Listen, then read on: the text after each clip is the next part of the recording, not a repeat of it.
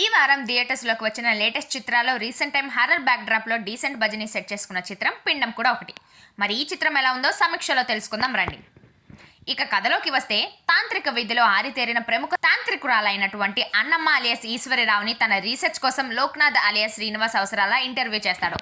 అలా ఆమె కెరీర్లో అత్యంత క్లిష్టమైన కేసు ఏదైనా ఉందా అనే ప్రశ్నకి 1990 దశకంలో శుక్లాపేటలో ఓ కుటుంబానికి జరిగిన సంఘటన కోసం చెప్తుంది.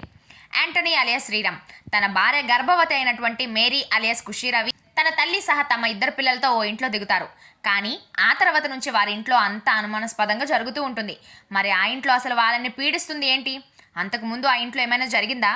జరిగితే దాని నుంచి వారి కుటుంబం ఎలా బయటపడుతుంది అనేది తెలియాలంటే ఈ చిత్రం చూడాల్సిందే. ఈ సినిమాకి ప్లస్ పాయింట్స్. ఈ చిత్రంలో మెయిన్ లీడ్లో కనిపించిన వాళ్ళంతా సాలిడ్ పెర్ఫార్మెన్స్ని అందించారు. నటి ఈశ్వరరావు ఓ తాంత్రికురాలుగా సాలిడ్ పెర్ఫార్మెన్స్ని అందించారు. శ్రీరామ్ ఖుషీరవిలు కూడా చాలా సహజమైన పెర్ఫార్మెన్స్ని అందించారు. ఇంకా వీరితో పాటుగా వారి చిన్న కూతురుగా కనిపించిన చిన్నారి నటి అయితే సినిమాలో ఆశ్చర్యపరుస్తుంది.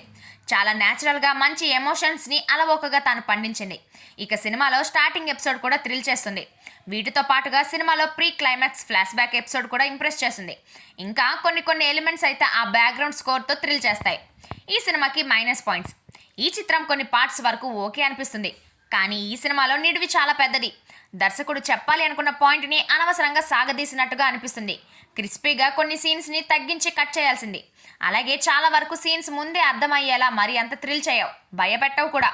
ఇంకా సినిమా మెయిన్ పాయింట్లోకి వెళ్ళడానికి కూడా చాలా సమయం పడుతుంది.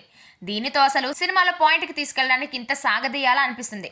వీటితో పాటుగా కొన్ని సీన్స్ రెగ్యులర్గా ఎన్నో హర్రర్ సినిమాలో చూసిన సన్నివేశాల్లా అనిపిస్తాయి.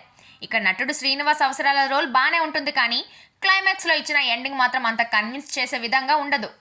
అలానే లాజిక్స్ కూడా కొన్ని చోట్ల బాగా మిస్ అయ్యాయి. ఈ చిత్రంలో నిర్మాణ విలువలు బాగున్నాయి, అయితే టెక్నికల్గా మాత్రం కొన్ని జాగ్రత్తలు మిస్ అయ్యాయి.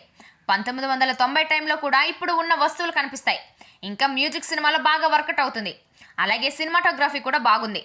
ఎడిటింగ్, విఎఫ్ఎక్స్లు ఇంకా బెటర్గా చేయాల్సింది. ఇక దర్శకుడు సాయి కిరణ్ దైదా విషయానికి వస్తే, తాను ఈ సినిమా స్ట్రిక్ట్గా యావరేజ్ వర్క్ మాత్రమే అందించాడని చెప్పాలి. తాను అనుకున్న కాన్సెప్ట్ బాగానే ఉంది, కానీ దానిని ప్రజెంట్ చేయడాన్ని బాగా ల్యాగ్ చేశాడు. చాలా అనవసర సన్నివేశాలు తగ్గించి అనుకున్న పాయింట్ని కాస్త త్వరగా చెప్పే ప్రయత్నం చేయాల్సింది. అలాగే లాజిక్స్ కూడా మిస్ అయ్యాడు. ఇంకా క్లైమాక్స్ కూడా బెటర్గా ప్రజెంట్ చేయాల్సింది. ఇక మొత్తంగా చూసినట్టయితే ఈ పిండం చిత్రంలో మెయిన్ లీడ్ నటీనటులు ప్రామిసింగ్ పెర్ఫార్మెన్స్ని అందించారు. అలాగే కొన్ని చోట్ల థ్రిల్ ఎలిమెంట్స్, బ్యాక్గ్రౌండ్ స్కోర్ కూడా బాగున్నాయి. కానీ మిగతా సినిమా అంతా సాగతీతగా సాగుతుంది. అలాగే కొన్ని సీన్స్ రెగ్యులర్గానే అనిపిస్తాయి. వీటితో అయితే కొంతమేర ఓకే అనిపిస్తుంది.